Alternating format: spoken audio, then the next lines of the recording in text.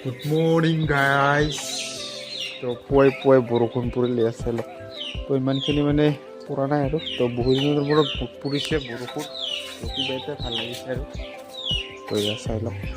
এয়া আমাৰ মাজনীয়ে মানে পুৱাই মানে কামটো জানিবই পাৰি। তো শাৰী বাচন ধোৱা বনোৱা তো এনেকুৱাই আৰু।